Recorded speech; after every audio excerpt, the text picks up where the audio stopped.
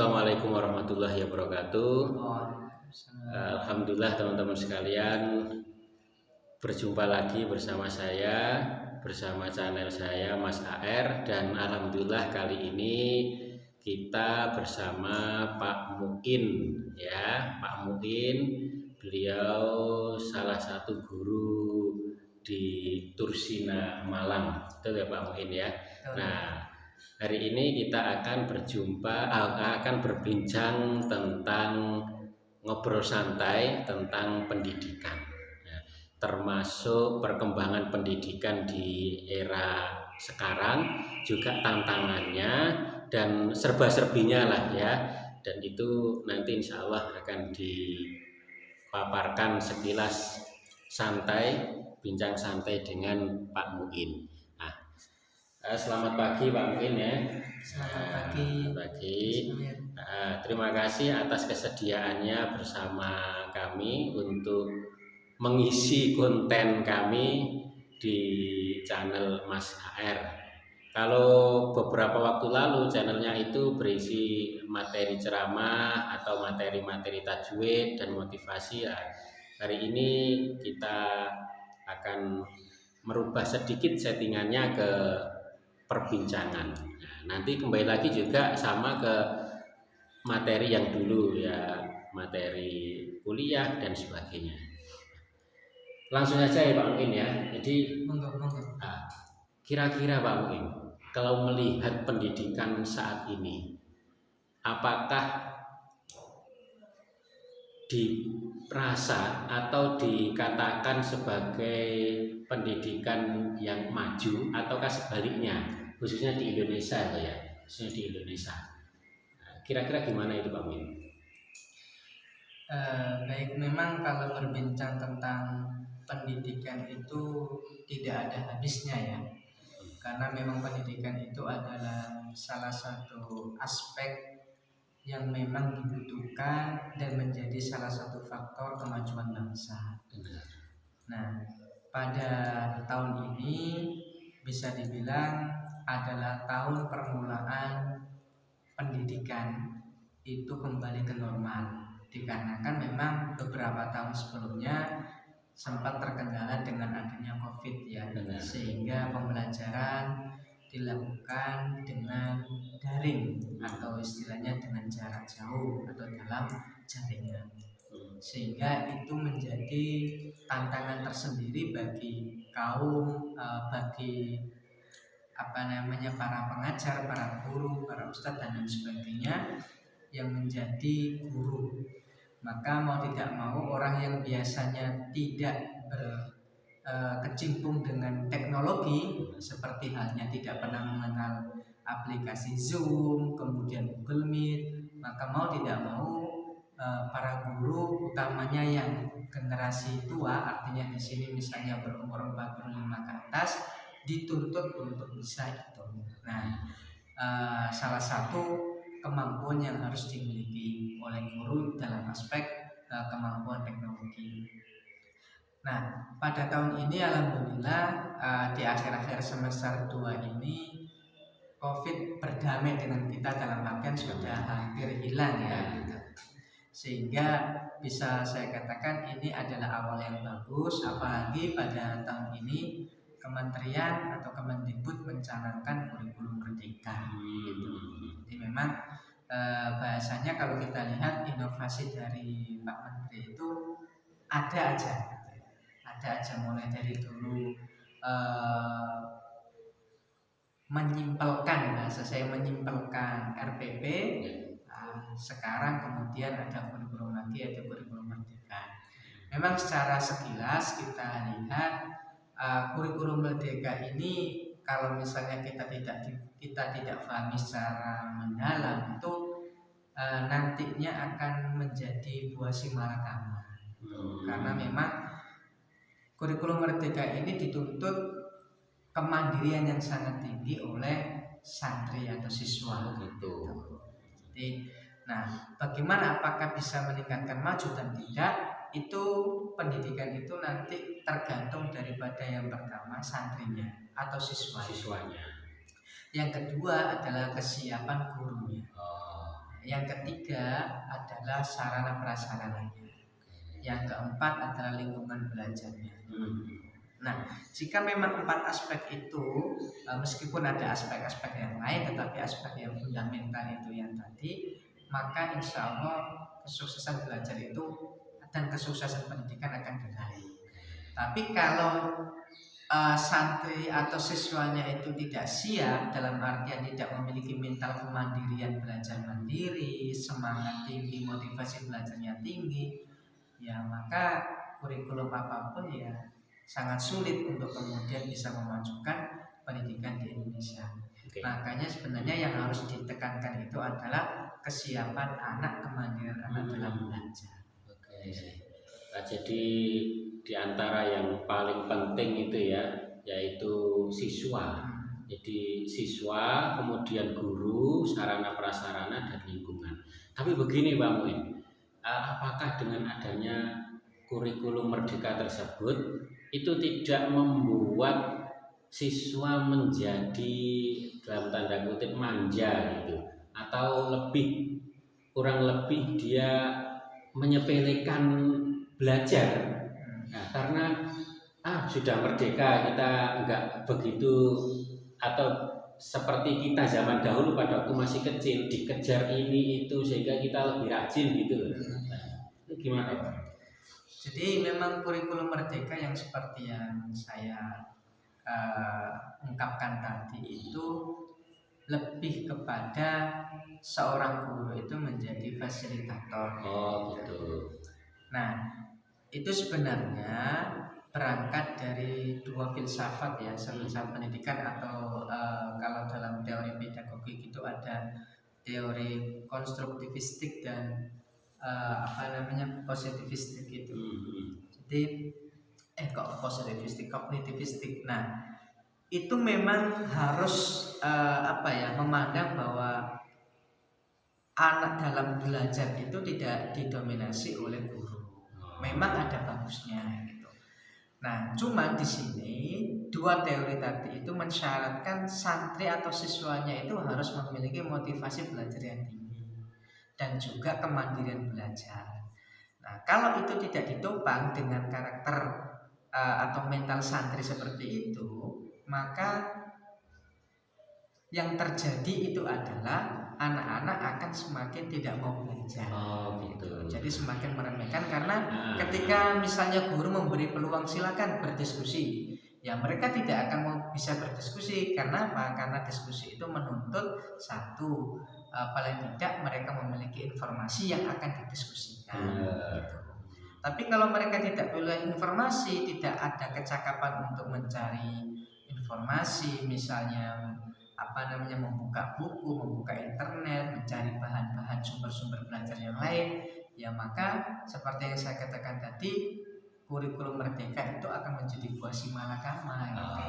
Nah, maka itu menjadi tantangan tersendiri. Pertanyaannya adalah apakah anak-anak Indonesia itu siap menuju ke sana, menyongsong ke sana atau tidak?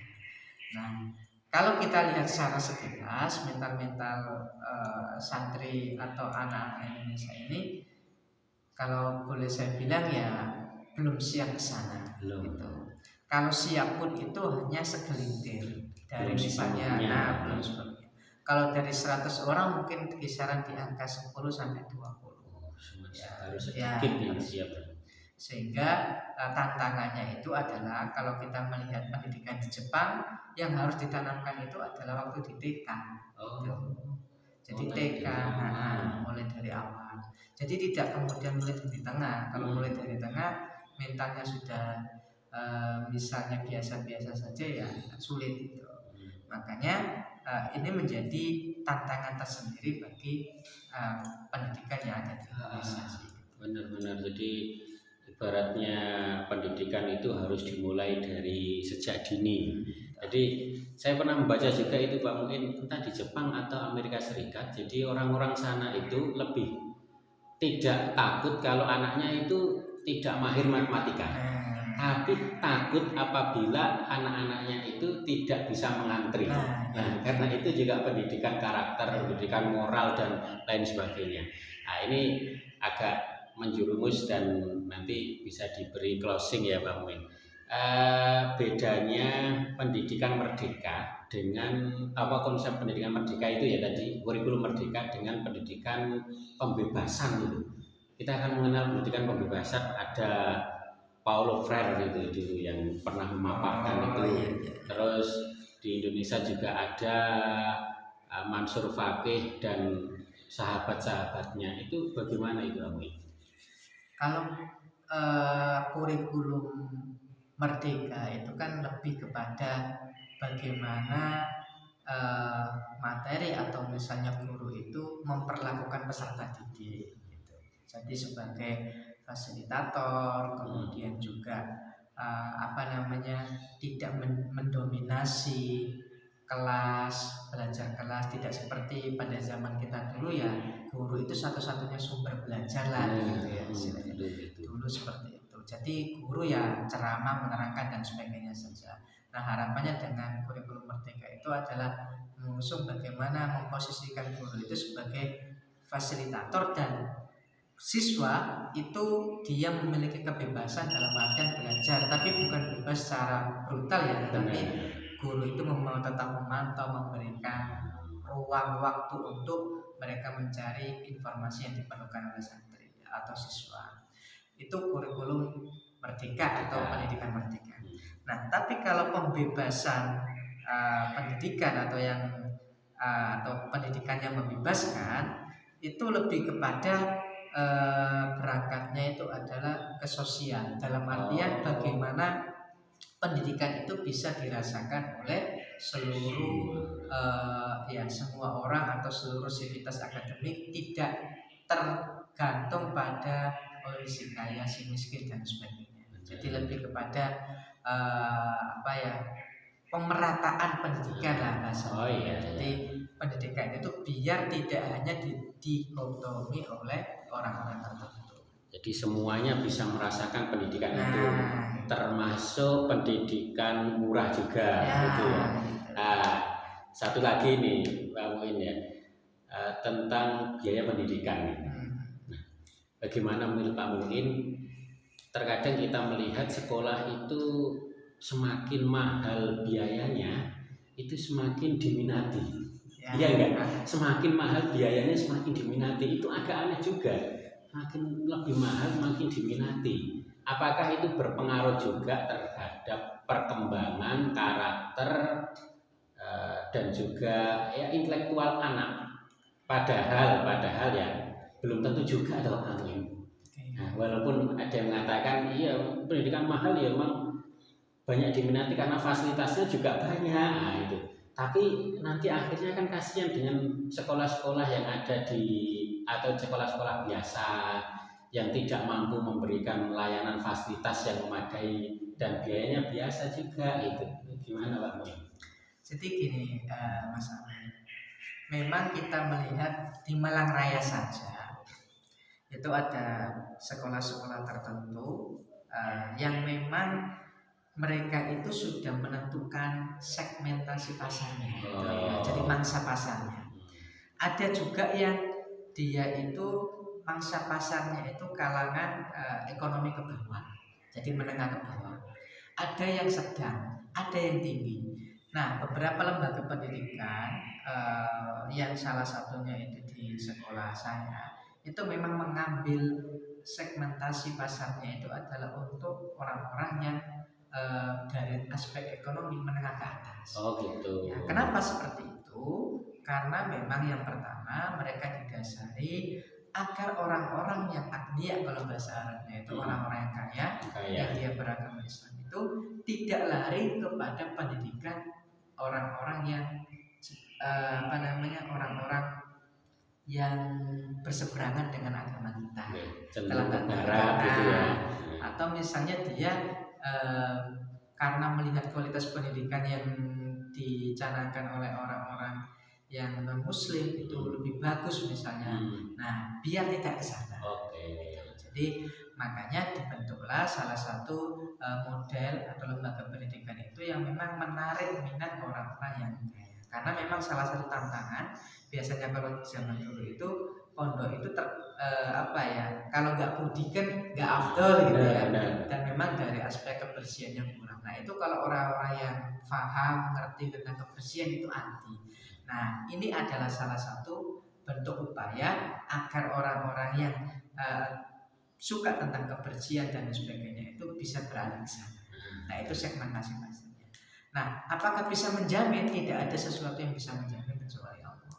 Namun dengan adanya dukungan fasilitas, kemudian kemampuan guru, kemudian juga sarana prasarana, sumber belajar dan lain sebagainya, layanan, itu paling tidak menjadi faktor-faktor yang bisa mensukseskan anak-anak bisa dibilang 85-90%.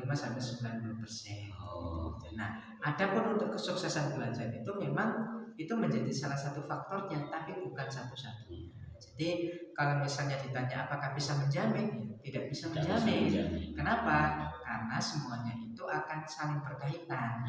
Ada juga misalnya orang yang sekolah biasa tapi karena memiliki anaknya memiliki semangat yang kuat, dia sering belajar dan sebagainya, ya ketika dibandingkan dengan di lembaga pendidikan yang fasilitas kuat dan sebagainya, tapi anaknya biasa-biasa saja, tidak mau belajar, nggak semangat, ya nggak bisa.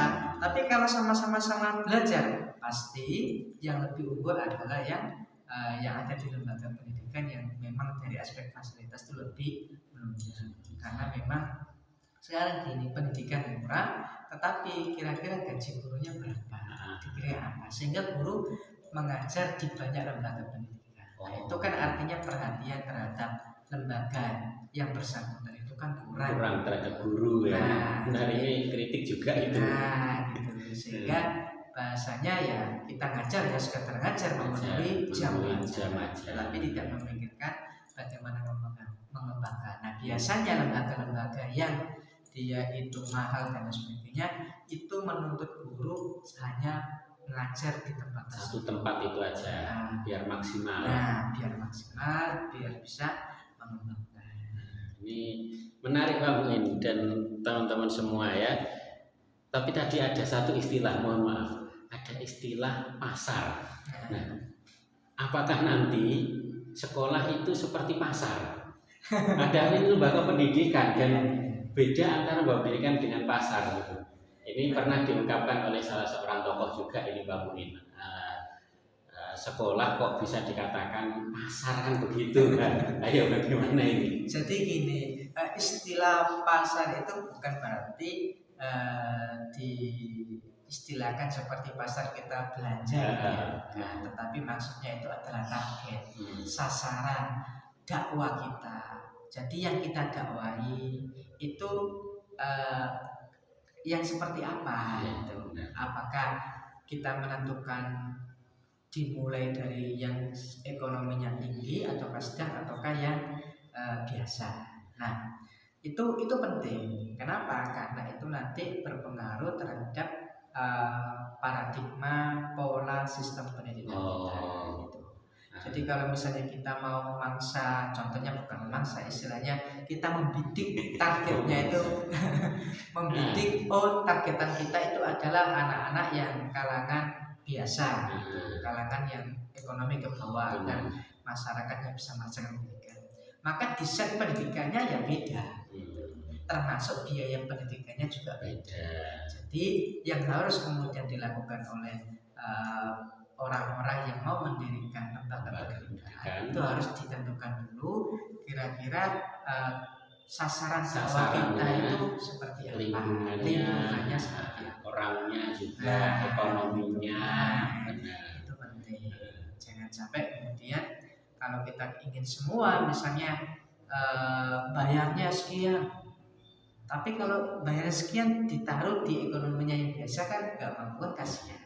Oleh karena itu masyarakat juga harus bijak, dan utamanya misalnya di lembaga pendidikan yang SPP-nya biasa, ya anaknya yang harus dimotivasi tinggi. Gimana caranya dia memiliki hati yang besar, jangan sampai kalah saing dengan orang-orang santri-santri, siswa-siswa yang ada di lembaga yang mungkin dari aspek fasilitasnya, prasarananya lebih menunjang dan sebagainya. Jadi istilah pasar itu bukan berarti pendidikan itu sama dengan pasar, tapi itu iya. adalah orang yang kita dakwai, yang akan kita didik itu tipikalnya ekonominya kayak gimana, karakternya gimana. Iya, karena mendengar istilah itu kok saya ingat ke pasar itu. Jadi saya tanyakan kan. Oke, itu Pak Muin, terima kasih dan teman-teman sekalian. Kenapa kok saya minta Pak Muin? Pak Muin karena selain dari jurusan yang digeluti di perkuliahan dulu yang dipelajari adalah tentang pendidikan. Jadi insya Allah faham masalah itu dan sekarang beliau juga ngajar di salah satu sekolah ternama di Malang, Bursina ya Pak Muin. Nah, ini kita belum nyangkut ke pondok.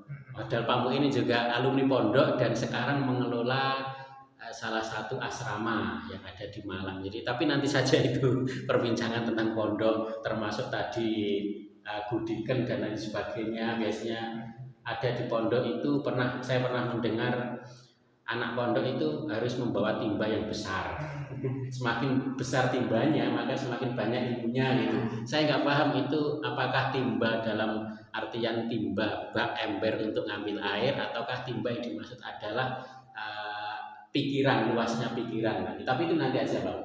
Insya Allah nanti ada waktu lagi kita. Karena seru ini teman-teman. Dan ini sebenarnya belum selesai perbincangan kita tentang pendidikan. Tapi nanti kita akan lanjutkan di lain kesempatan dengan lain tema. Tapi tetap bersama Pak Muin. Terakhir ya, terakhir ini paling terakhir lagi mungkin bisa memberikan closing ini Pak Muin, statement atau motivasi juga bagi generasi-generasi kita khususnya juga bagi orang tua nanti barangkali melihat video kita ini. Bagaimana tipsnya juga supaya generasi ke depan itu bisa menjadi lebih lagi ya kan, terus mendidiknya juga menjadi giat lagi, anak-anaknya juga menjadi rajin lagi. Sedikit Pak Muin, silakan.